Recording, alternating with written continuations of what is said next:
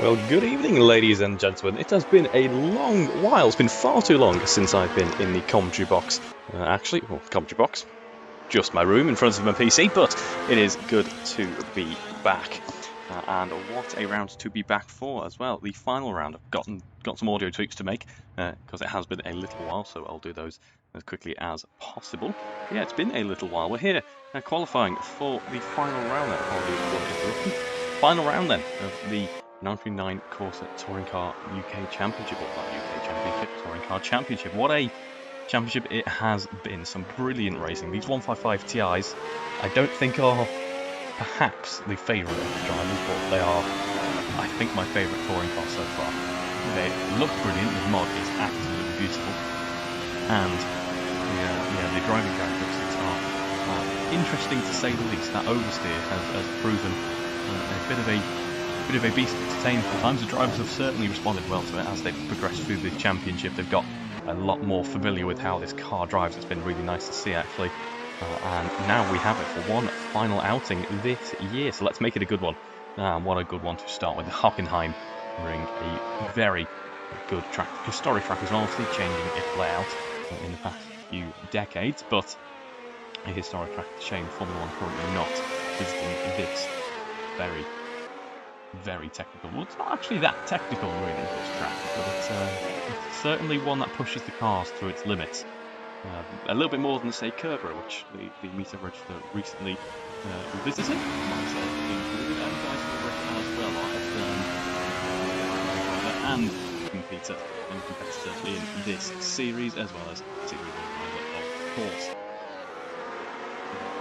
A little drive of my Mito QB around the Pepper Street course. That was good fun to hand in the key. I think he did very well indeed. Yeah, he had hopefully a very fun day, his first ever drive of a Mito, and it was on track, so what a way to do that. Let's see if he's learned anything from that very tight twisted 30-second long sprint course and applying it to this evening. I'm board with him now at the moment as he's heading down that start-finish straight and getting ready to set another fast lap. We've got just under 10 to go in this qualifying session, but then I'll get 2 at this point in time. We'll just double check that in a moment with the official timings. But yes, we've got a fairly competitive field ready here in the midfield. A few tenths of separation, like Greg Young, Alan Matthews, Nathan Birch, but we've seen actually quite a nice progression leading up to that original pole at the moment. It's William Bliss. He has been fast with the field for so long. Unfortunately, wasn't quite enough to rival Matt Daly in the end, but certainly they put up a good fight on 50.8 at this point of time. Let's see what he can do in the remaining minutes in this session. I'm not sure if we will actually see clearance from Matt Daly. We might just yet. I'll tell you what, this won't help though. The commentator's curse, right as we rejoined, the rear axle actually separating from the car and the wheels, defying gravity. That was such an impressive impact. Well done, Will Inglis, for discombobulating, I think is the technical term for that one, your entire vehicle there. So he dives back into the pits, 8 minutes to go in this session, and still good progress being made by some drivers.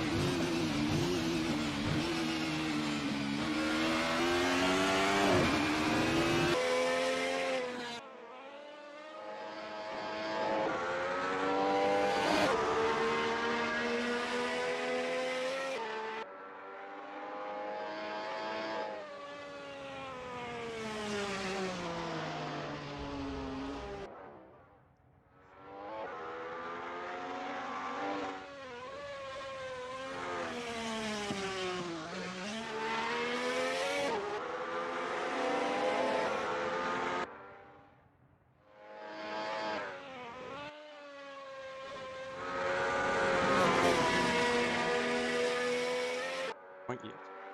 Oh, there we are. Right, okay. You may have been able to have heard the past kind of 60 seconds, and I'm not entirely sure. Just a couple of audio issues there. It's been a little while since the setup has been in full swing, so apologies for that. While I'm on board with Nathan Birch at the moment, he's currently running well. 151.4, his fastest lap at this point in time. Just heading now down through that middle sector, where you've got a little bit of a tricky braking zone coming up here, actually.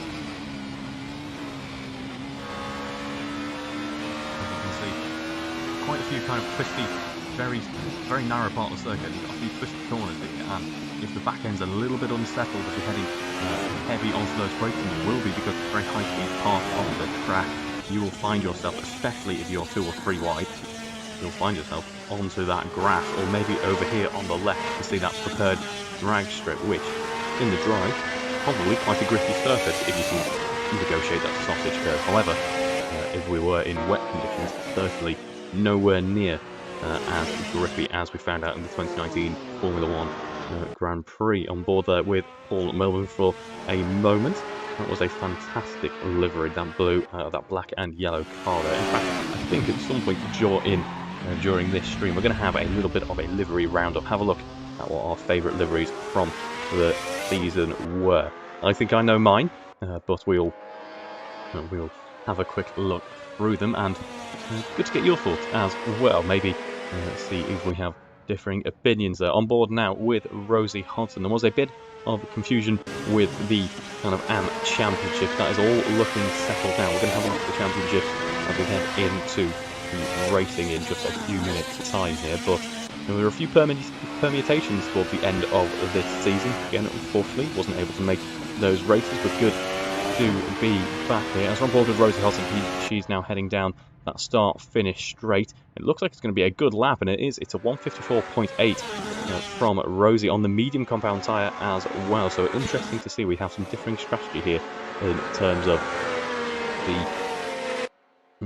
of the qualifying stints that the drivers are opting to run. Some drivers feeling that with a relatively long lap here, the medium compound tyre is going to get the most out of this qualifying session, because you can't afford to keep diving back into the pits, put on a new fresh set of softs, and maybe it could be the case that the softs starting to wear out towards the end of the circuit, because the tyres get absolutely beaten by running through those high-speed sectors at the first part of the lap, and then they, once they've got very hot, they have to negotiate the twisty final sector on this circuit. So I imagine Hockenheim here a bit of a tyre beater.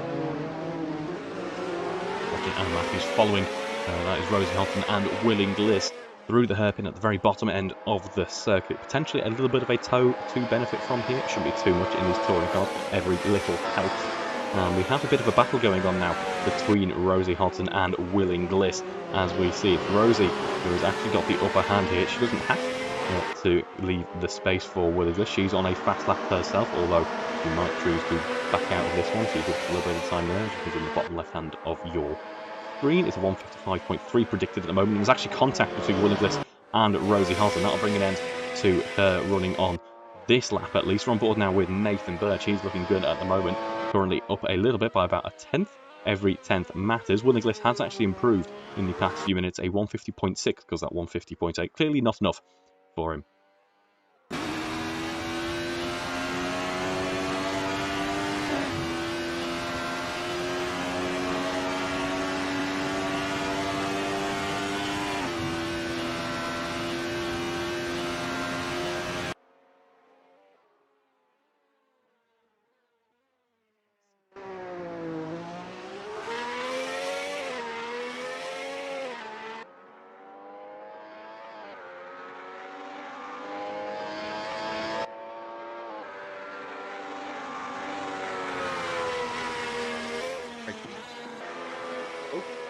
Looks like we are back. Yes, we are. Good to see. Still Willing Gliss.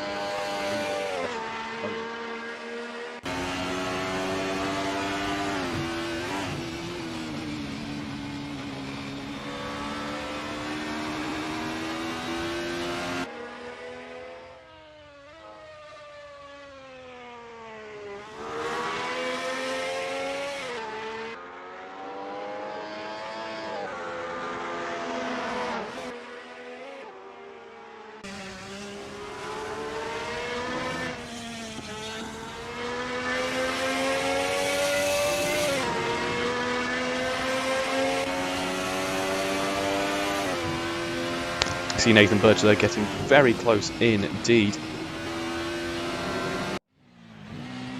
150.74. Nathan Birch sees him get oh so close to Will Inglis on that previous effort. Only 1 minute to go now in this qualifying session. And not even 1.4, yeah, in fact, no, yeah, 1.4 tenths separating Will Inglis and Nathan Birch. Apologies for these audio issues here. We'll get them fully resolved for race 1. Things will be a little bit smoother then. Nathan Birch currently in the pits, so he's deciding that's all he can do in this qualifying session.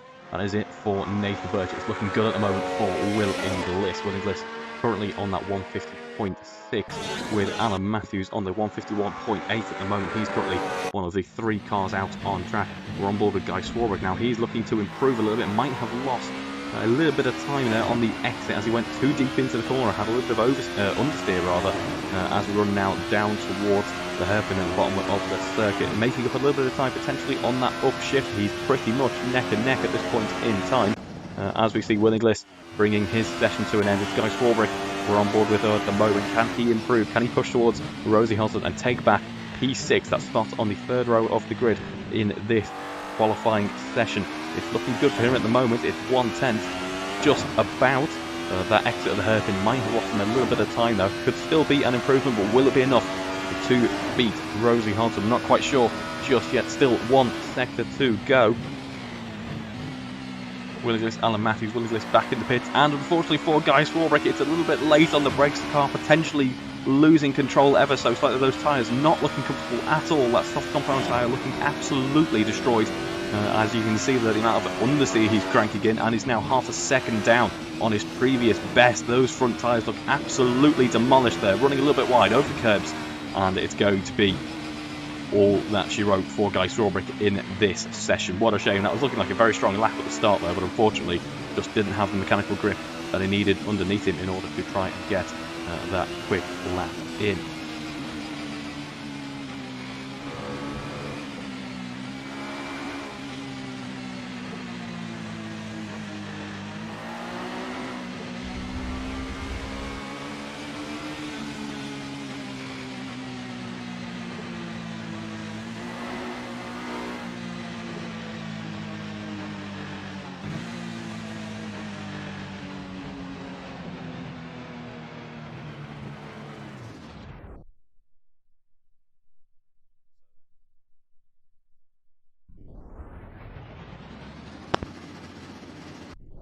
So then, a bit of a bend session Guy Swarbrick there, but Will Inglis, who takes pole position in the final round at Hockenheimring. Nathan Birch, Grego P3, Alan Matthews 4, Paul Milman P5, Rosie Hodson, Guy Swarbrick rounding out the field in P7. We'll join you in just a few minutes' time for the racing action.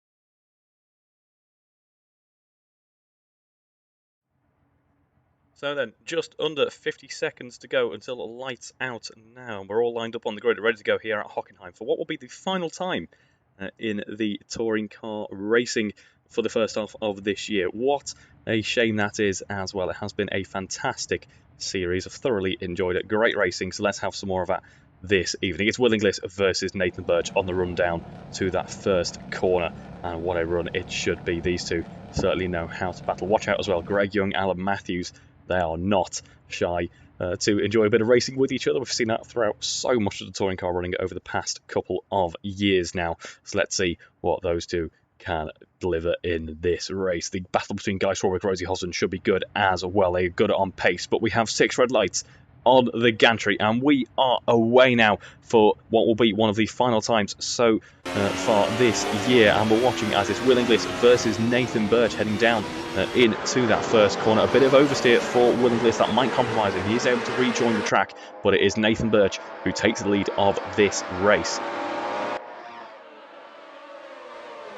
Having a look up the inside then, it's Will Inglis late on the brakes. Can he make that move stick? I think he might be able to. Can he do it without compromising his exit as well? He did compromise his exit just a little bit. However, it was Nathan Birch who had to stomp on the brakes to ensure that he was going to make it round safely, and he did so, losing a few positions. In fact, Alan Matthews finds his way up past up the inside there, and it's Alan Matthews now into that second position. Having a look, switching to the outside then, who's going to go later on the brakes? Will it be Nathan Birch? Let's see. No, he has to drop back ever so slightly. Alan Matthews then onto the loud pedal once again, out of the hairpin. Will Inglis riding over the sausage curve there. We might be 3 wide in just a moment's time here, so let's see. It's Will Inglis versus Alan Matthews once again. Alan Matthews has the inside line there, and a great run by Alan Matthews sees him now in the lead of this race. Not to be outdone though, Nathan Birch having a cheeky look around the outside there, late on the brakes, got a nose out in front, and it's going to be P3 at this point in time. We have some comments coming in, such beautiful cars. That is absolutely true. These 155 Ti's look absolutely stunning here, as we have Alan Matthews, a bitter disappointment for him in this race, dropping all the way back along with Will Inglis, making contact, having issues, and dropping further down the order. This makes it look a little bit more comfortable for Nathan Birch, but it looks oh so comfortable for our constructors, the 939 Corse team here. Of course, it's Nathan Birch and Greg Young leading this race. 1-2 title sponsors, of course, of this series, and for not the first time, they're now leading 1-2. What a good day out for them so far. Not to be outdone though, Paul Millman. Paul Millman is half a second off the back of Greg Young, and thinking about a move potentially if Greg Young not able to break away.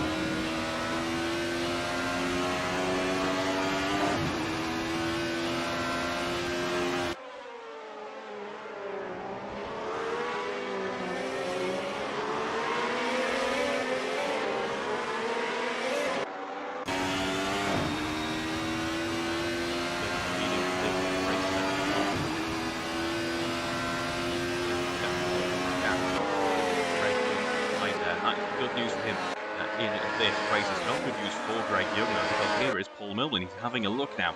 He's not too far behind at all. 7 tenths of a second. Make that 8 tenths in fact as we head down towards the hairpin. Paul Millman certainly putting the pressure on now in this race. Guy Swarbrick potentially misjudging the braking there. That was a 4-wheel lockup, and that is going to make things look just a little bit more enticing for Rosie Hodgson. However, Rosie seems to have their own issues on the braking as well, and has to remain behind Guy Swarbrick for just this point in time. Will Inglis then only about a second off those AM runners there. Everyone opting for the medium tyre this time round. A little bit wide through the corner for Guy Swarbrick here. Now we're going to go aboard with Rosie Hodgson. Let's see as they're running down through that final sector on this lap.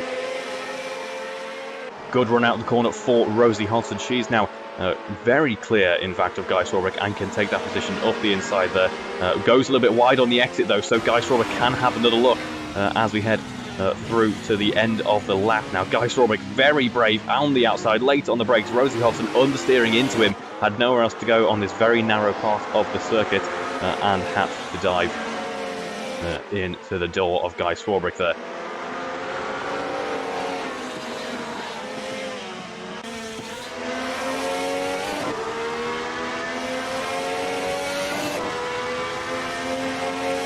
running down that start-finish straight now to battle. It's a drag race. Guy Swarbrick versus Rosie Hodson heading into that first corner. This first corner, not too much of a consideration for a capable race car like these. Certainly not for a single-seater, but you do still have to give it a little bit of thought with a full fuel load as well. We have a bit of a trio forming up here as we head through the bottom part of the lap. Guy Swarbrick slightly misjudging it, a bit of oversteer for Rosie Hodson. She is wringing the neck of that 155 Ti. Has she wrung its neck a little bit too much? I think so. They're diving now behind Will Inglis, dropping down to P6. It's Guy Swarbrick up into P4, about 7 seconds separating Guy Swarbrick and Paul Millman. Can he focus on Paul Millman up in front? That chance for a spot on the podium, it's certainly not out of the question, but he's going to have to keep Will Inglis at bay so far. Will Inglis on a bit of a redemption drive after the start of this race. Let's see what he can do further on. We've got a great view here from the cabin of Rosie Hodson's car here as we run down the back straight, and it's going to be Guy Swarbrick versus Will Inglis. Don't count Rosie Hodson out just yet. Alan Matthews not able to bring a charge just yet, but the battle is happening in the midfield here as Guy Swarbrick once again running a little bit wider. Has he got a bit of a setup kind of anomaly on his car? Is he just pushing those front tyres a little bit too hard? Because it looks to be he's not got the mechanical grip that he needs to confidently battle with the cars around him. He's asking so much of the front axle of that car, and unfortunately on this instance it just can't deliver as both cars running a little bit wide here. I think towards the end of this race we're going to have a bit of an interesting situation with the tyres forming up as we head into the final stages of this race, but not there just yet. Still, fortunately, got 20 minutes to go as we're seeing these old school DT. Oh, well, that's safety. Oh, goes, yeah.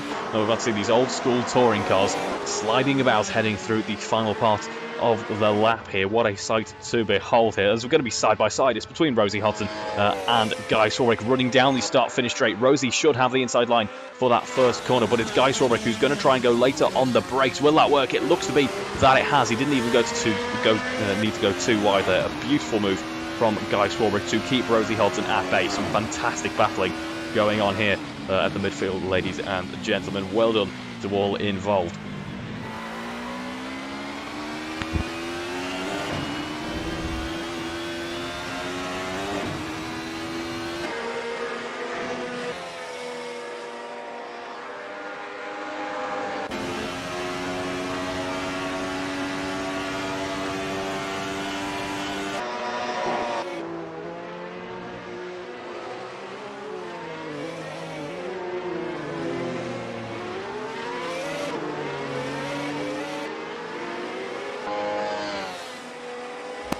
Running down that back straight once again then. Looking a little bit more comfortable for Guy Swarbrick this time round, although we've seen his efforts be undone heading through this corner now. Doesn't quite apex the inside there and potentially trying to play a little bit more conservative heading through that bend, and it seemed to work a treat. Rosie has certainly caught up, but he's not ran wide this time round, so things looking a little bit more comfortable on this lap. Rosie Hodson though does have a look up the inside. Will it stick? No, Guy Swarbrick is going to be able to defend from the outside, and then we enter the very narrow part of the circuit where the drivers have got to be oh so cautious about how they battle, not giving each other any more than an inch. They are giving each other an inch, but just no more than that. What we like to see. Guy Swarbrick then on the defence at the moment as we head through towards the penultimate corner now. Rosie Hodson once again having a look up the inside here. Who's going to get that better run out of the final corner? That all-important final corner. Guy Swarbrick, a very cheeky, very touring car style line there, and I think Karma caught him out as a result. I'm not sure if he meant to do that or that was some oversteer. Either way, he has unfortunately dropped back now to the bottom of the running. It's Rosie Hodson up into 5th position, very much under pressure though from Alan Matthews. While all this battling has been happening, not only has Will Inglis made 9 seconds, Alan Matthews has been able to catch up. Is now looking up the inside as we have the white livery BP car of Alan Matthews, looking to get past Rosie Hodson, and it does so now. It's Rosie Hodson in P6, Alan Matthews in P5. This could prove actually pretty crucial for Rosie Hodson's race. She's allowed that quicker car, well not allowed necessarily, but that quicker car has got past, so she shouldn't lose too much time now trying to battle it. What she can do instead is learn where Alan Matthews is braking, learn the references that he's using to navigate the circuit, try and copy his every move. Doesn't want to copy that one though, that little bit of oversteer from him on the exit of the hairpin, but try and slingshot herself away from Guy Swarbrick and get closer to Will Inglis up in front. Let's see if she can do that now and consolidate her position in the running in this race. Still 15 minutes to go, and there's been some fantastic battling already. We're going to watch out now for Will Inglis on Paul Millman. It should be a good battle forming up here in just a moment. As we can see, it's Paul Millman has been running very nicely indeed in P3. A chance for a spot on the podium is at stake here for Paul Millman, but being hunted down by Will Inglis at this point in time. Rosie Hodson does get back past Alan Matthews, and that is why Alan Matthews having some difficulties there. Managed to catch it, get back onto the track, but the back end was getting away, and as he rejoined, there was Guy Strawbrick just waiting, and this has been a bit of a disastrous race for Alan Matthews so far. Unfortunately for him, it's this final race not gone the way that he would have wanted.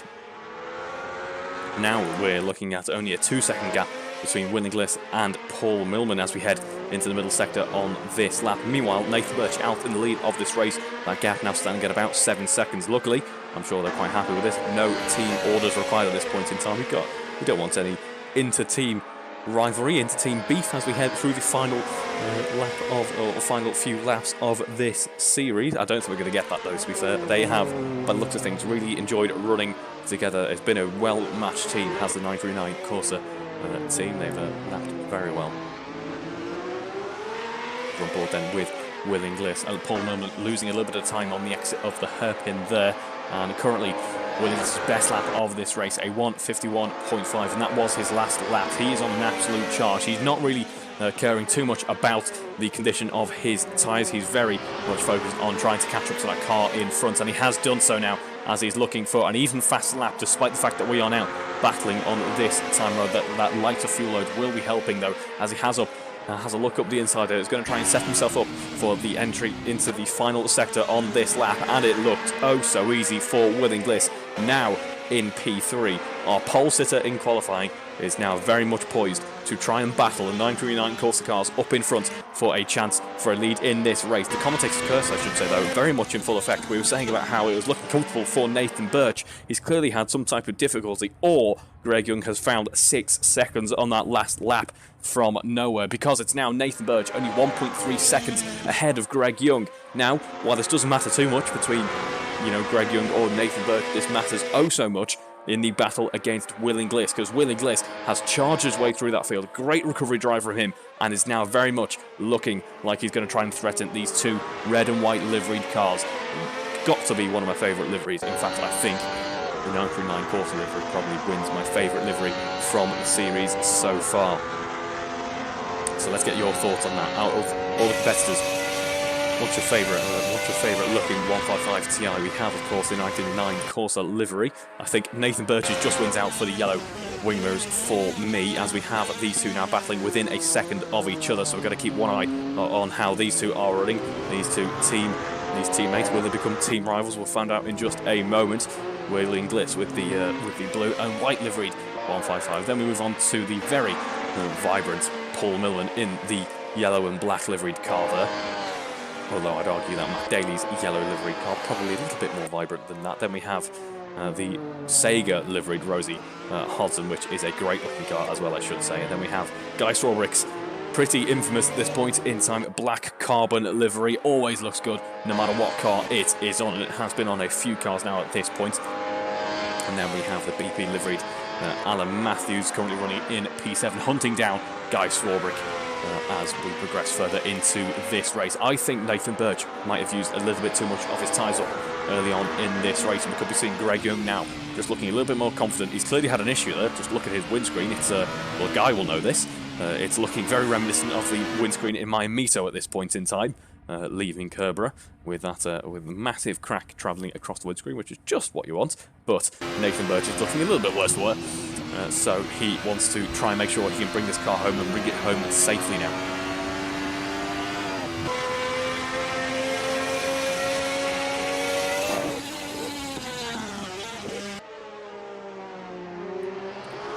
That gap expanding now between Nathan Birch and Greg Young. Greg Young doing everything he can to keep pushing his teammate. I suppose this be as Greg Young as team boss, he could be quite enjoying this, because the more he pushes his teammates along, the further away they should break from the rest of the pack, and it will make that win just a little bit more feasible as we are now clear of the halfway point in this race. Alan Matthews does eventually get past Guy Swarbrick. Guy Swarbrick now using him as a bit of a slingshot. Alan Matthews, though, late on the brakes, too late on the brakes, locks up, as does Guy Swarbrick, but Guy Swarbrick able to recover just that little bit better now, although we're going to have another battle forming between these two. I think at this point in time, Alan Matthews just has to settle for where he is in this race and revel in the battle going on between him and Guy Swarbrick, and I hope he does, because it's making for great viewing as we are now side by side. Alan Matthews has a look up the inside. He's going to head into the hairpin. Will he get the braking right this time round? No lockups to see of any car. In fact, good to see both cars dipping onto the curve there. That makes the back end a little bit uncomfortable. These transaxle cars, of course, not. It can be a bit like a pendulum sometimes, although the weight distribution is pretty much perfect. And yes, it's going to be Greg Young actually taking the lead of this race. While all of that was happening, I think Nathan Birch potentially struggling for pace, a little bit of damage creeping in to his car, of course, and that is now Nathan Birch in P2. Nathan Birch's job in this race then is now to try and keep Paul Millman and Will Inglis at bay. It's clear that he might not have the pace at this point in time to challenge for that race victory. He doesn't want to get embroiled in a teammate battle. Instead, he should act as the world's widest 155 Ti now. Try and keep those very quick cars behind at bay. I just want to commend, actually, we're on board with it at the moment, Paul Millman. What a fantastic job he has done in this race so far. Has looked so solid, has looked so comfortable in what is not an easy car to drive, as has been proven on many times in just this race alone. And yes, he's lapping very nicely indeed. Has Will Inglis very much under control at this point in time. Hasn't been able to catch up to Nathan Birch or Greg Young, but he doesn't necessarily need to at this point in time. Those two are potentially struggling for pace as we head later on into this race. If he can look after the car and look after it well, keep Will Inglis at bay, he is going to be rewarded with a good number of points in this championship. Let's have a look at that championship battle then.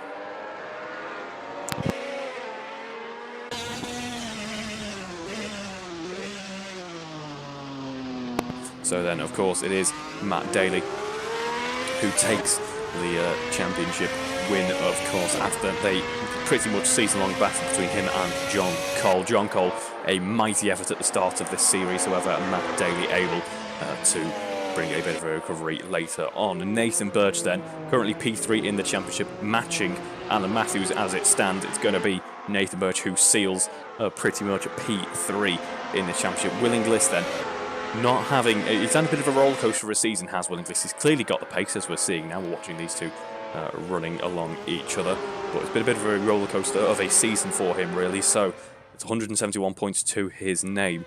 He certainly deserves more, just given his pace. Greg Young then on 148, Jack Hodson 112, and then we have Paul Brady, George Brook, Andrew Whitehead, Andrew Rammer, Rosie Hodson on 42 after we made the change to the points scoring system. And then we have Paul Millman, Andrew Harvey, Barry Clayton, Guy Swarbrick, Steve Knight, Rob Whitney, Mike Hilton and Anthony Gray rounding out the table for what's been a very exciting season so far. And I'm very glad to report we have another race coming up. We were potentially looking at a triple header for this round, but it would have complicated matters, so we opted to just remain with the traditional format. While I'm sad that we don't have the triple header, because more touring car racing would be exactly what we want to see, and I've missed a few too many races towards the end of this series, which I'm as well as apologetic for, obviously, because you guys can't watch back and enjoy the battling from a different perspective. I'm just also genuinely quite sad that I wasn't able to watch this impeccable racing. It has been brilliant to watch, as we're now watching half a second between Greg Young and Nathan Birch. Nathan Birch getting back ahead just about, but there's 1/10 separating these two cars. Nathan Birch has maybe let his car cool down just a little bit now, and is looking good once again. Still a bit of a twitch potentially. Those tyres are not looking good. I don't think anyone's tyres at this point in time are looking good. Let's have a look at the current pace for the drivers at this point in time. It'd be good to see just the difference between the fastest laps and what the drivers are currently lapping with, as Will Inglis does now find his way past Paul Millman.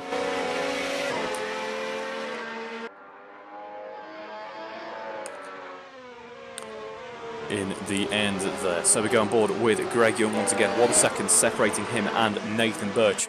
I said 99 Corse, probably not wanting too much of a teammate battle, but I think at this point in time, a 13-second lead, 6 minutes to go in this race. Come on, guys. I know I've been playing devil's advocate, or sounds like it at least, we're saying no teammate battles, but it's a battle for the lead. I think it's time for a bit of a battle between these two then. A little bit slower on that last lap for Greg Young, but he did have that issue earlier on, has recovered and should now be back up to pace. In terms of the current pace then, they're in the 152s, 153s and 154s, where the fastest lap is a 151.0, and that goes to Nathan Birch. Nathan Birch currently on 152, Greg Young a 155 on that last lap. His best lap, Greg Young, a 152.2. So a little bit slower in terms of outright pace for Greg Young, but he seems to have preserved that car just a little bit better as we head into the final stages of the race. And one of the themes of both the single-seater and touring car, but particularly touring car running, I think particularly Mugello springs to mind, is how much the end of the race really does matter. All is not said and done at the 15-minute marker. There can be some very exciting developments happening towards the end of the races. Everyone's work, even in this relatively short, what is technically a sprint format, all your hard work can be undone quite quickly in the remaining 2 minutes of the races, so it's not quite as easy as it may seem. 2.5 seconds then, separating the 939 Corse cars. This will be our penultimate race finish in this series, but don't think the racing action is going anywhere anytime soon. We are going to have the Summer Endurance Championship, which we'll try and, I'm sure we'll try and stream as many rounds as possible. We can guarantee that the finals probably likely to be streams, where we have the fantastic, and you'll see this being written about in the as we already have, in fact, in the next issue of the of my column in Alfa Romeo Driver. We'll be discussing the Giulia short wheelbase Zagato GT car. What a phenomenal looking car there. The modding community really helping us out in getting some fresh tracks and fresh cars ready to go for the Endurance Championship, so I'm looking forward to that one. That'll be a great looking piece of kit. In fact, it is a great looking piece of kit. If you've already seen it, you know, but for those of you who don't quite know, it is going to be a stunning race car to watch. And then, of course, we have the second half of the year's running, the Winter Series, kicking off not long after that. So still plenty of racing action to go this year. Can you believe we're already in June? That is absolutely bewildering. I can't believe where this year has gone. But yes, I will genuinely be a little bit sad to see the 155 Ti disappear off screen for a little while, because it's been a personal favourite of mine. Now, I do like a bit of an oversteery car that is not necessarily traditionally the easiest car to master. That's not to say that I'm a good driver. It just, if the car's not the quickest around the track, it hides how slow I am around the track, is the way I like to think of it. So that's probably what it is. But also, just look at it. It looks absolutely stunning. Those exhaust pipes spitting flames up into the atmosphere looks brilliant. So dramatic, so Italian. Yes, it'll be a little bit sad to see it disappear for a short while, but I'm sure we'll see it in the future. 11 laps into this race then, 2 minutes to go on the timer, and it's Nathan Birch who has been able to build up a bit of a lead once again. Still very much in camera shot, as you can see there, but is looking a little bit more comfortable this time around. Winning this in P3 at the moment. He has settled nicely into that third position, so in the end, I'm sure I can be quite happy with that one. At one point was sat in second to last or last position, has been able to find his way up into the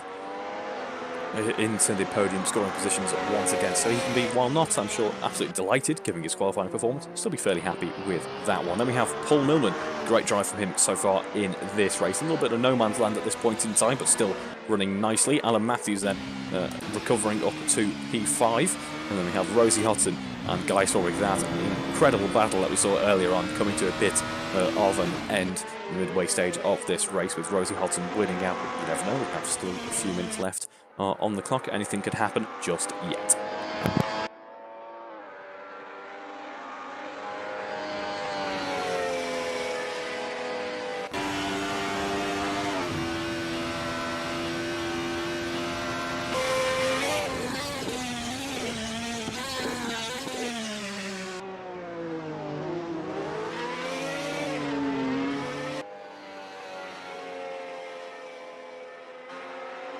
You see there the two 99 Corse cars running down that back straight, looking good as they do so. Nathan Birch's car looking a little bit less good as he has that damage on the car and bounces over the curb there. The damper's not able to quite control it by running a little bit of a softer setup in comparison to everyone else. That is another thing actually that drivers have responded with in terms of feedback. Not only have they got more used to the car and the way that it drives, they've also got more used to how to set up this car. They know exactly what to do with the suspension geometry, with the tyre pressures. Now they've got more comfortable with getting this car set up exactly how they need for each race. Just look at the lack of mechanical grip now on the car of Nathan Birch there. He is struggling to bring this car home. He should still be able to just about do so, but will it be in P1 or will it be P2? We're not quite sure just yet, but it will be an exciting thing to find out as we're getting ready to start our penultimate lap of this race now, and we do so. Nathan Birch crossing that line, a 2-second delta to his teammate in P2. Can he keep that up for 4 more minutes around this circuit? 2 more laps. It will be a 15-lap race here at the Hockenheim Ring. What a fantastic touring car circuit to bring our touring car series to an end upon. We still have 1 more race to go, ladies and gentlemen, that reverse grid race.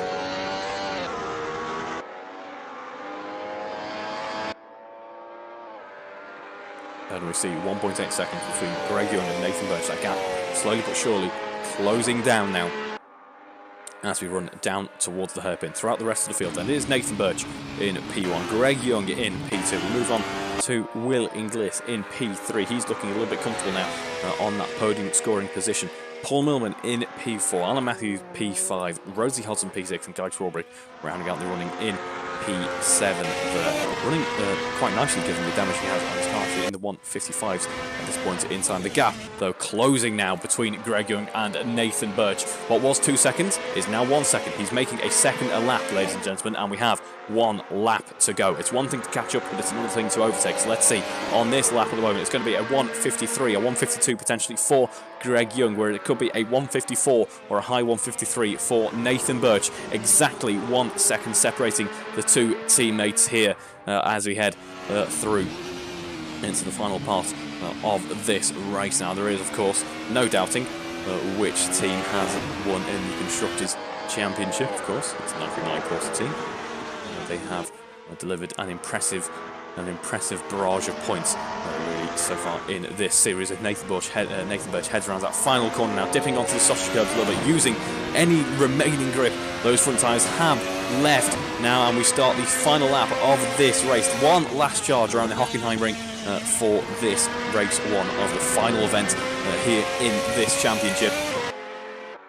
And Greg Young then, 0.7 of a second now, putting that pressure on more and more. He's gaining time. He's got a little bit of grip left in his car. Nathan Birch does not. It's going to be a charge. It could be anyone's race win here. We're not quite sure just yet. It's all to play for between these 2 drivers now as we head into the middle sector. Nathan Birch still leading this race, a 7/10 advantage over his teammate. At 1 point, a 7-second advantage that has now divided itself by 10. There, as we have Greg Young potentially having a look up at the inside here. Is he too far back? Yes, he is. Doesn't want to outbrake himself just yet. In fact, does a little bit. Oh dear, as Nathan Birch cuts back into the track, nearly makes contact with Greg Young, but doesn't, luckily. And we head down that back straight once again. It's Greg Young making his car as wide as possible, whereas, apologies, Nathan Birch making his car as wide as possible, where Greg Young is doing his utmost to just keep up.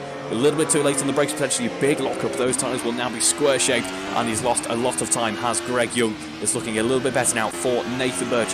He had a great race start here, able to capitalise on the misfortunes of others. Will Inglis and Alan Matthews in that battle at the start of the race, and a great start for Nathan Birch. Seeds saw him leap into the first position in this race and has been able to carry on. A wide exit over the corner for Greg Young sees him dropping back furthermore. Nathan Birch, hats off to you, my friend, because that has been a great drive with absolutely no tyres and plenty of car damage to be able to wrestle it around these final couple of laps here at the Hockenheim Ring. Nathan Birch looking good for the race win. As we head around this final corner then for race 1. Onto that throttle once again. A last-minute dash to the start-finish line here. A photo finish as well. It's Nathan Birch and Greg Young crossing the line here. What a fantastic shot that was. Well done, both of you, for choreographing that, as it's Nathan Birch coming home to take the race victory. Greg Young comes home P2. Will Inglis comes home P3, rounding out the podium there. And then we have Paul Millman. Fantastic drive from him as well as he heads around that final corner onto the start-finish straight once again. And it's Paul Millman who will be coming home to take P4 in the end here.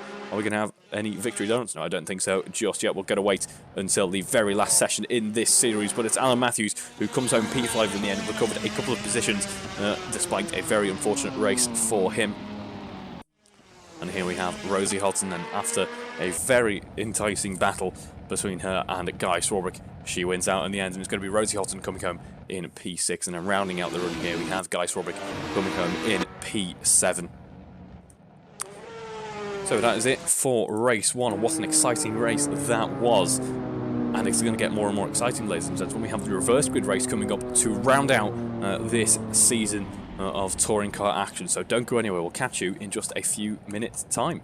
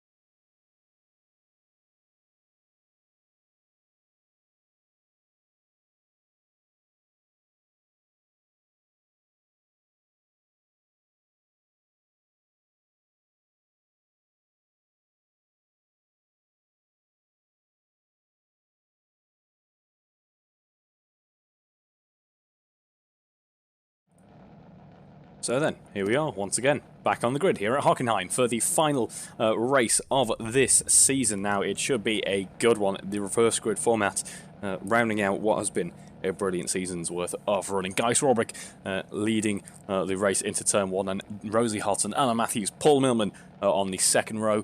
Third row is Willing Gliss and Greg Young, and then we have Nathan Birch lonely on the back row there. If you look at the timing tower, it also says that I'm there as well. Obviously, I am not. Although, wouldn't that be funny to try and commentate from inside the car? Should be underway in just a few seconds now, as we have the drivers poised and ready to go. We've actually got green lights there. Let's look at the heat haze and the flames coming out the back of that 155 Ti, as we now have 6 red lights on the gantry. It's going to be Guy Swarbrick and Rosie Hodson battling it out then, and away we go here. It's Rosie Hodson who has the inside line there, but a great start for Anna Matthews. Sees him up into P2, has the inside there. Contact between Anna Matthews and Guy Swarbrick there, as we have Guy Swarbrick carrying on. Paul Millman, in fact, didn't see where he was at all, but Paul Millman just found himself in the lead of this race by about 5 seconds. What's happened there? I'm not entirely sure. Either way, it's now Paul Millman who leads this race to the tune of about 5 seconds, as we have Guy Swarbrick having an issue on lap 1. Not the first time we have seen that. Luckily, he didn't do that in Mamito, but it's going to be Willing Gliss in P2, then half a second ahead of Nathan Birch and Greg Young, the two teammates battling it out once again. The stakes are just a little bit higher, though. Well, maybe not, because it's not for a race lead just yet, but it's so early on, and we've still got so much to play for.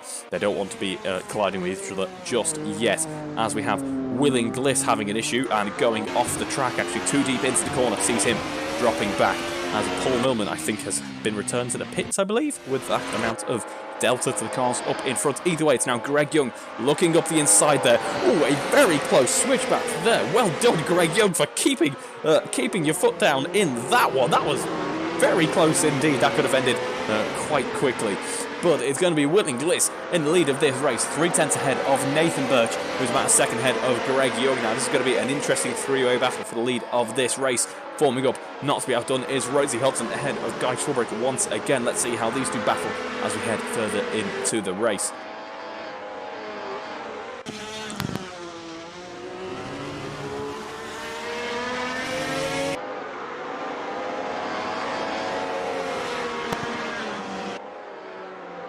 Willing Gliss then having to defend from Nathan Birch. Nathan Birch, I thought for a second, have a look up the inside, but I think was actually just very late on the brakes there. The car diving, the car pitching itself and getting the shoulders in to make its way around the very tight and twisty part of this circuit. Our first fast lap then, slightly more representative of the times that we should be seeing in this race. Of course, a full load of fuel on board, but the tyres a little bit more comfortable. Interesting that we haven't seen any variance in the strategy. There might be quite a delta at this circuit between the medium and the hard compounds. I thought we might have seen one or two drivers potentially dropping onto that hard compound tyre to try and ensure a bit more longevity at the end of the race, but drivers decided, you know what, we want that grip early on, we want to push, we want to fight for it, which is what we like to see. So we have the medium compound tyres all around for these cars.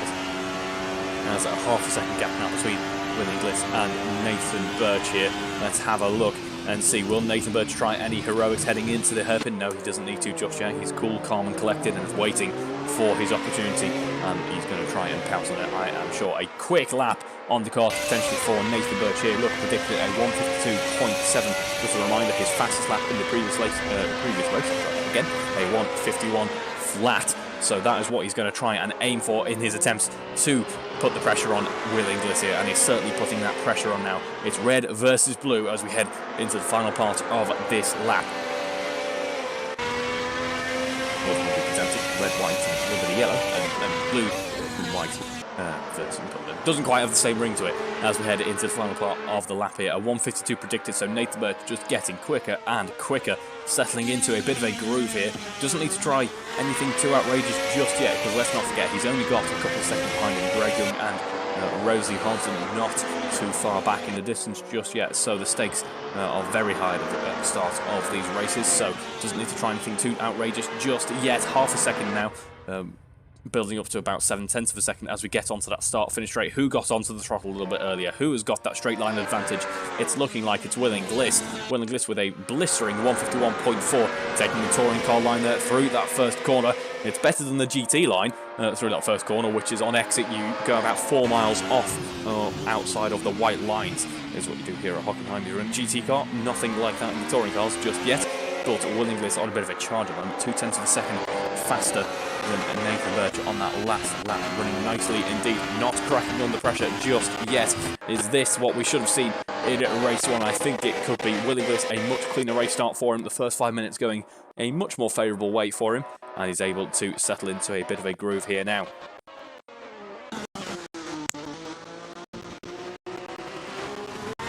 And that last lap was certainly not all that he had in him. He's just at a purple sector, a 27.6 through this first sector now for Will Inglis, doing his utmost to keep Nathan Birch at bay, not to be outdone though, only a 27.7 for Nathan Birch, so very close indeed as we head now towards the end of the middle sector. That gap still within 1 second. Make that half a second in fact as we head later into the lap. We're going to cross that timing marker for the middle sector in just a moment's time now. And it was a little bit of a loss for Will Inglis. As you can see, that 1 second gap comes down to half a second gap. Why? Because he lost half a second on sector 2 in comparison to Nathan Birch. It's a 44 flat for Nathan Birch. That is a purple for him on that previous sector, whereas Will Inglis just losing out a little bit compared to his own personal best as we head through that final sector. And it looked to be that Nathan Birch has the upper hand in terms of straight line speed. Is that the case? Yes, it is. 148 miles an hour through the speed trap, whereas 146 for Nathan Birch, whereas Will Inglis, apologies, got it mixed around there. Will Inglis 148 as we run down that straight once again. Nathan Birch does in fact take that fast lap last time around, but Will Inglis at the start of the lap at least should be able to run away ever so slightly and build up that safety net once again. 19 minutes to go in this race, so it's certainly not over with yet. It's very late on the brakes there. Just looking in the rear view mirror, you can see just how late Nathan Birch left it. Apologies for the small amount of lag here. I'll try and resolve that as quickly as possible. As you can see, 8/10 now separating Nathan Birch and Will Inglis. Thank you, graphics card. That's ideal. Okay, so Will Inglis no longer exists. I mean, you can see him there, but according to all we have is it's now okay. Currently, I've actually lost. Oh, this is not the most professional of me, but I've actually lost my monitor. This is interesting. I'm going to presume. Tell me if I'm wrong. Still, Will Inglis in the lead of this race. I'm going to say by about 8/10 of a second. That's what I'm going to go for. As we're going to give everyone a quick reboot here and be back in just a moment's time.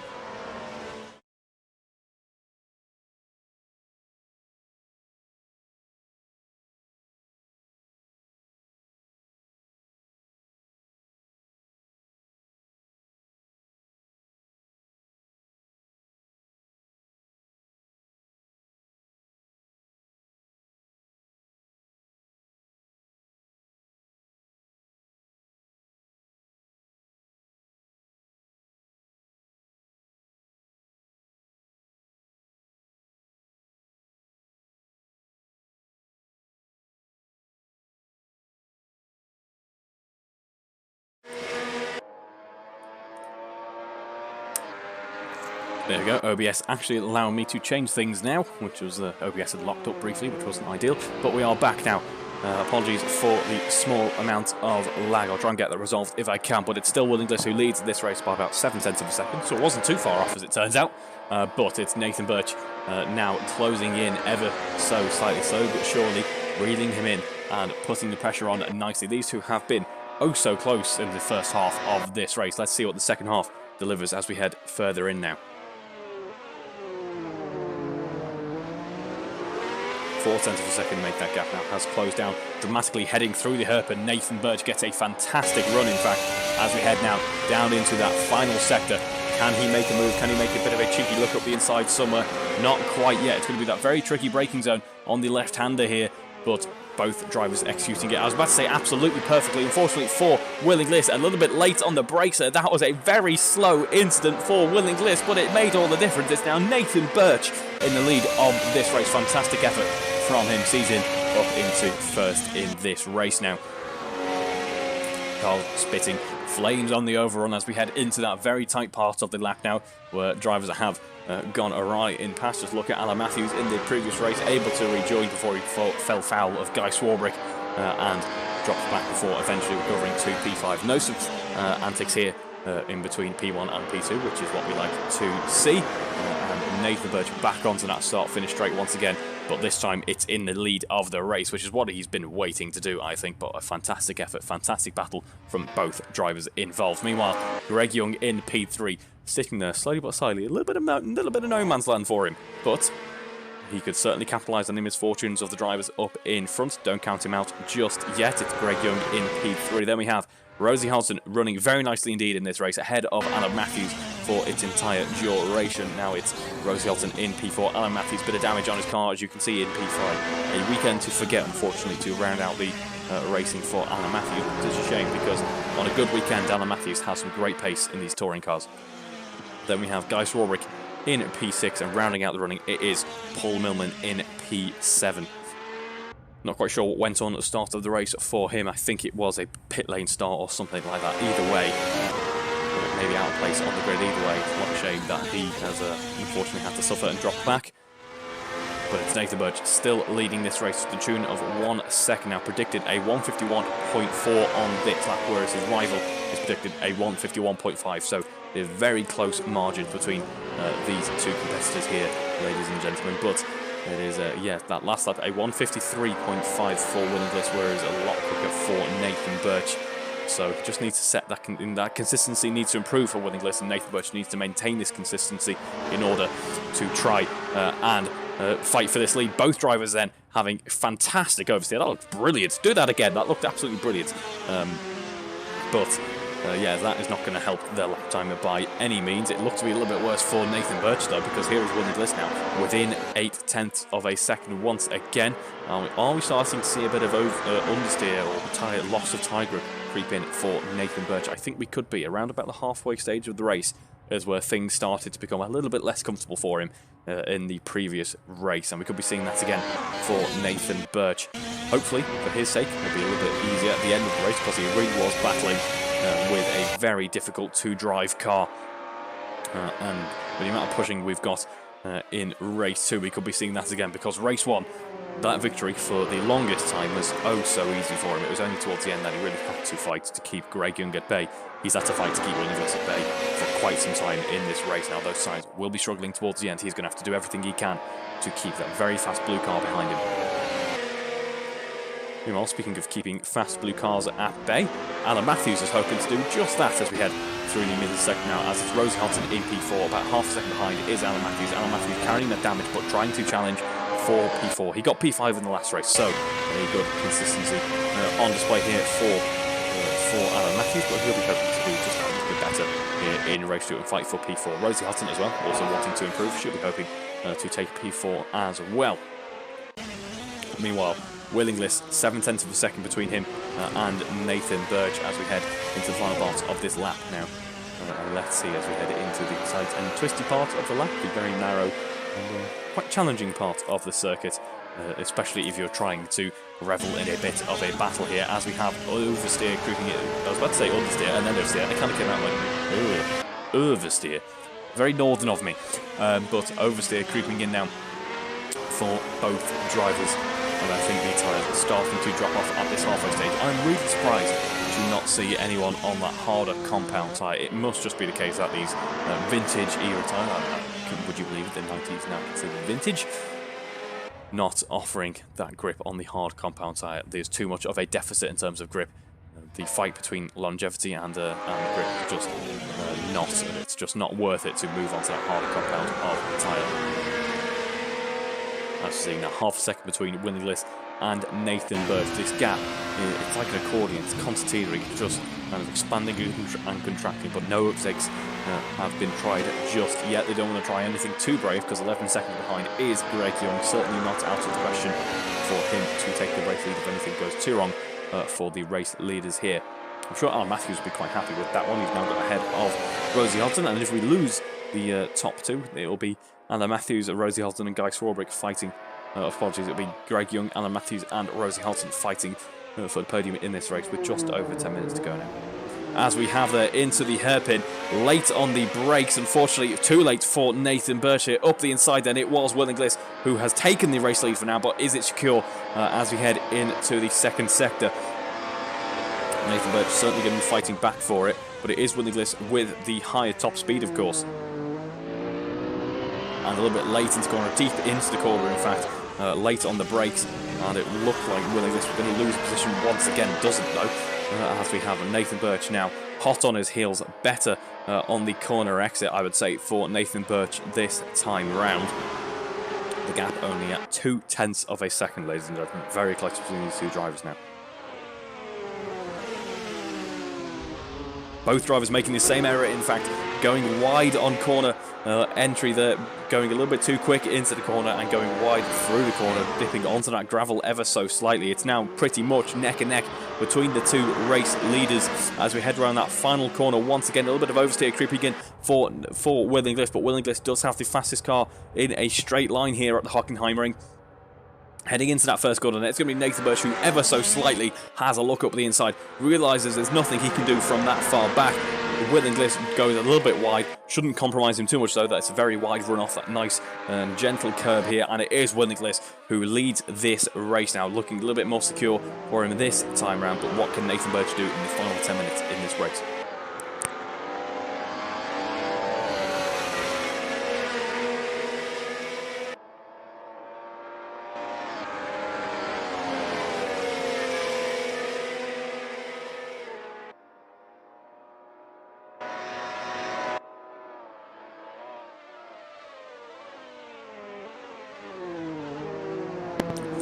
The hairpin, which made all the difference on the last lap. It looked like there could be another battle once again, however, that was not the case this time around. Nathan Birch does have a little bit of a look. Nothing he can do just there. This battling, though, is bringing Greg Young closer. Just look in the background.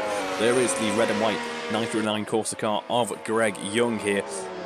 Certainly in the mix if things go on at the top end of the field, but it is 0.2 of a second now between Nathan Birch and Will Inglis. Who's going to get the better run out of the right-hander? It's looking good for Nathan Birch. He has a look up the inside. He should potentially think about a move up the inside here, as he has done in the past. Can't just yet though, and it's going to be Will Inglis great on the defence. And of course, this narrow part of the circuit is brilliant for the driver who is trying to defend it. It helps so much having that little amount of tarmac to work with.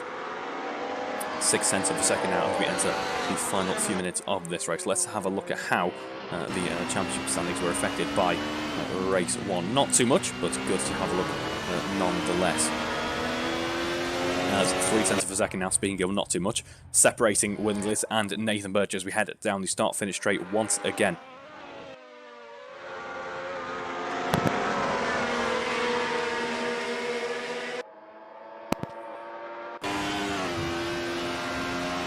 Heading into what is effectively the second proper corner on this circuit. 0.2 of a second up on his last lap is Will Inglis, hoping to break away from Nathan Birch now. But in terms of the championship standings, it's Nathan Birch, of course, who breaks away a little bit from Alan Matthews to try and secure P3. As it stands, he will secure P3 in the championship. Will Inglis breaking away from Greg Young up into P5. And hoping to get a few more points under his belt, of course, with a potential race win. Greg Young, P6, in fact, with 166 points to his name, as late on the brakes there goes Nathan Birch. Did very well to keep it within the white lines there, hasn't lost too much time either. As a result, that looked like for a second he could go off the hairpin, but he was able to catch it at the last minute, so well done, Nathan Birch, for that one. And then in terms of the Amherst, it's Rosie Hodgson with 50 points to her name, now ahead of Guy Swarbrick, of course.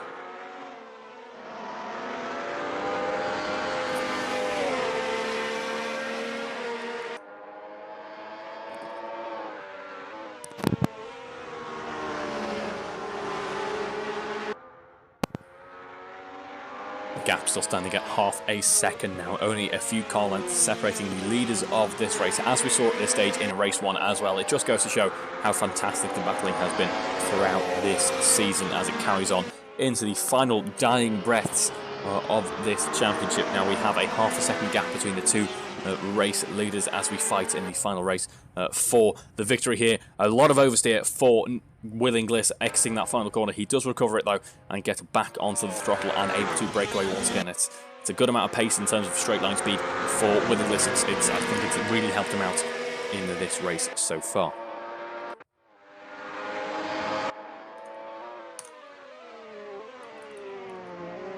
That half-second delta not disappearing anytime soon then. As we have Alan Matthews, looks like he's had a fairly substantial issue here, finding his way into the barrier at Sector 3. What a shame for Alan Matthews, his race coming to a complete premature end here. Should be able to get underway ahead of Paul Millman, just about. In fact, will he? No, it's going to be Paul Millman up into P6 and Alan Matthews now at the bottom end of the running in this race. Guy Swarbrick up into P5 there. Rosie Hodson back up into P4. I'm sure she's fairly happy with that one because it's looking quite comfortable for her at the moment, but it's not looking comfortable for Will Inglis as we head through the middle sector with 5 minutes to go in this race. Both drivers dipping onto the curb, dipping onto the grass ever so slightly as Nathan Birch has a look around the outside there late on the brakes, but well defended by Will Inglis, pointed his car exactly where he needed to in order to make it as wide as possible and make sure that Nathan Birch had nowhere to go. On the exit of the corner then, good charge from Nathan Birch here. What can he do? Flames on the overrun for Will Inglis. As we have Will Inglis actually dipping onto the gravel a little bit, should be able to rejoin safely. Just about leaves a car width for Nathan Birch. This is the type of racing we want to see, ladies and gentlemen, giving each other an inch, but nothing more than an inch. As we have Nathan Birch here, I feel probably some frustration in the cockpit there as is oversteer for Will Inglis. He's got the pace as Nathan Birch, but I don't think the car has at this point in time. I think he's working around, once again, a car with no mechanical grip left, and he needs such an advantage, especially at the end of the lap here, to try and find a way past Will Inglis. Unfortunately, it just hasn't materialised for him in this race so far. As we have then the run down towards the first heavy braking zone of the lap. It's Nathan Birch 0.3 of a second behind Will Inglis. Will Inglis bouncing over the curve there. That compromises exit. The back end wanting to kick out that pendulum effect from the transaxle, which has become a bit of a mainstay in the running of the 155 Ti, of course, has compromised Will Inglis ever so slightly. Nathan Birch within 0.2 of a second. Will he have a look up the inside of this corner? Yes, I think he will. That'll give him the outside, though, for the next heavy braking zone heading into that hairpin. What can he do now? It's 0.1 of a second separating Nathan Birch and Will Inglis. It's going to be Will Inglis on the defence on the inside, but goes wide, compromises his exit, and into the lead of the race goes Nathan Birch once again. But for how long is the question we ask ourselves as we head into the final 3 minutes of this race. Now the gap now half a second between Nathan Birch and Will Inglis. We head into Sector 3 once again in just a moment's time. But Will Inglis, I'm sure, kicking himself that he gave up and basically opened the door heading through that hairpin. Nathan Birch then has that car with very little grip, has that car losing in terms of straight line speed, bounces over the curves, compromising his exit, his run through into the third sector. Will Inglis is going to be pushing with all of his might and putting the pressure on as much as possible.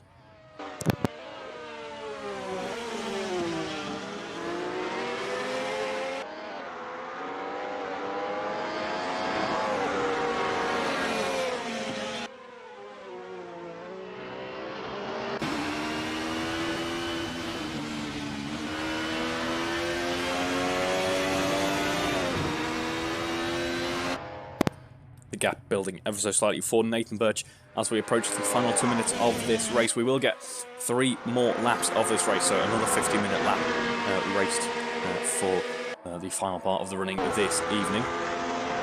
As we have there, looking up the inside, it is Will Inglis. Will he go late on the brakes? Can he go late enough on the brakes? It's well defended by Nathan Birch. Either way, both drivers leaving it until the absolute last minute, and no lockups either. Well done to both there. Well, I'm sure Will Inglis thought the move could have been done, but Nathan Birch had the exact response that he needed in order to keep that blue car at bay for now.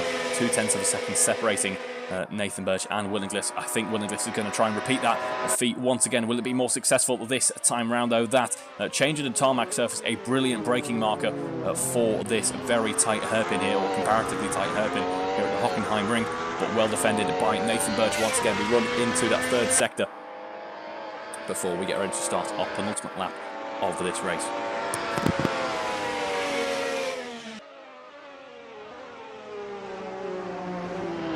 And it is disaster for Nathan Birch there.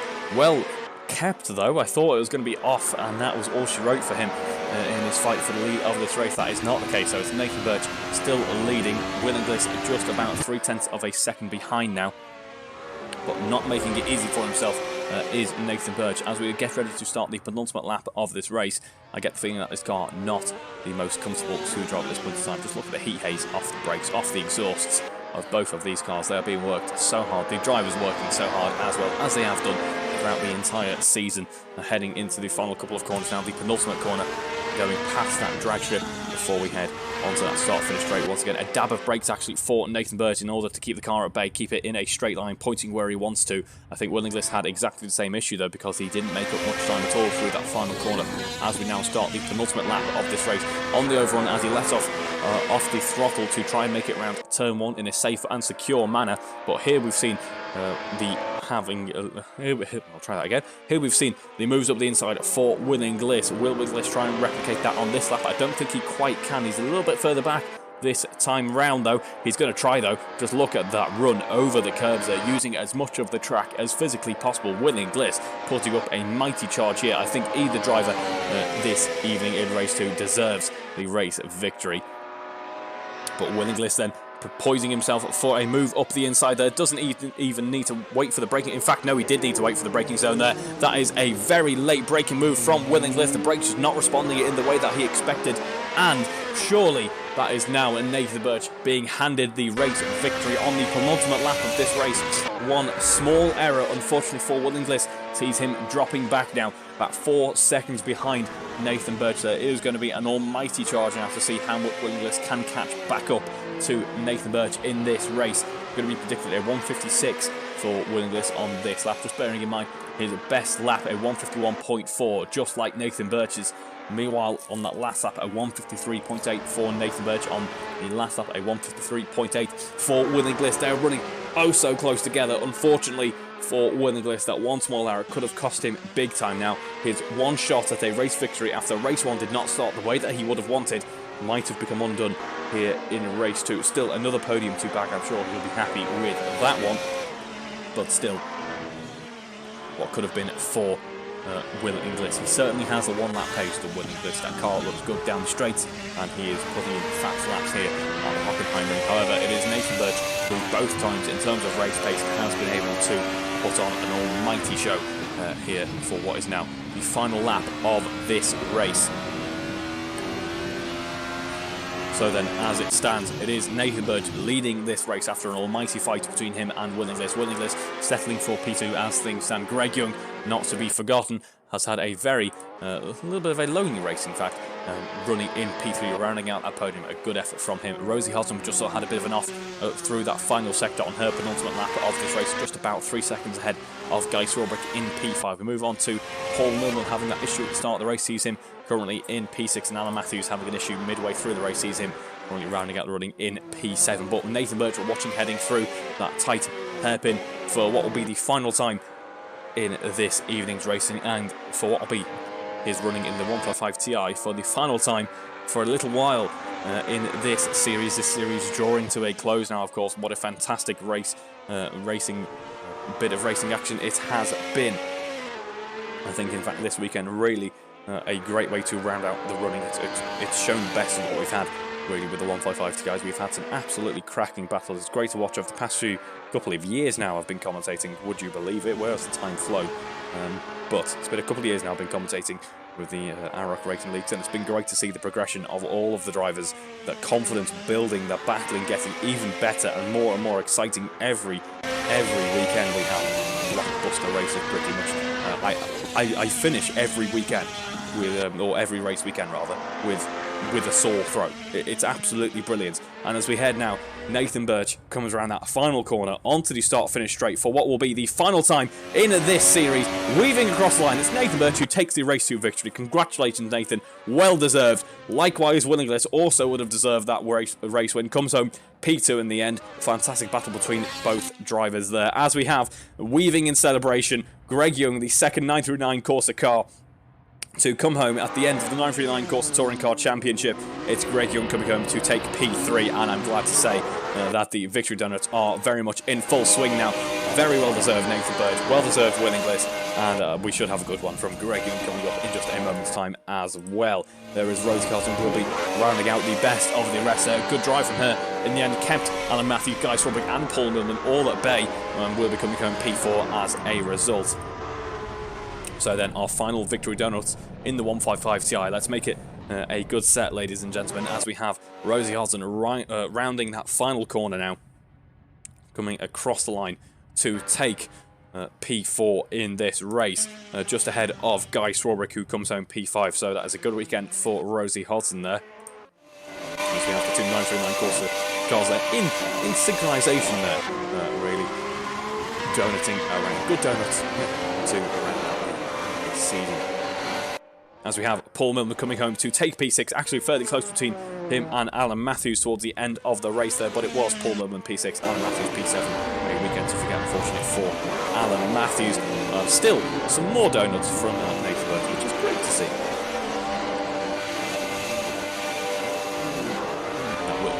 The car looks a little bit worse, and Alan Matthews there deciding it's Dodgems. It's not just donuts, it's donuts and Dodgems. I suppose, Alan, when your car's already looking in that state, I mean, what's an extra dent going to do, really?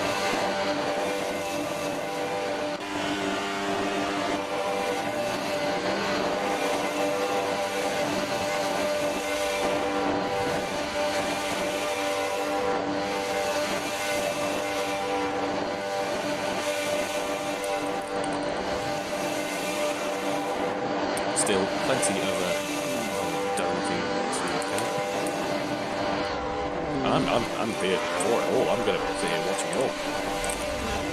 Every second I get to watch these Alpha 155. I should also deeply apologise. I made the mistake early on in the season, and I've made the same mistake again. I got mixed up between our old 75 tour cars and our 155 tour cars. I did say that we've got transaxle cars here.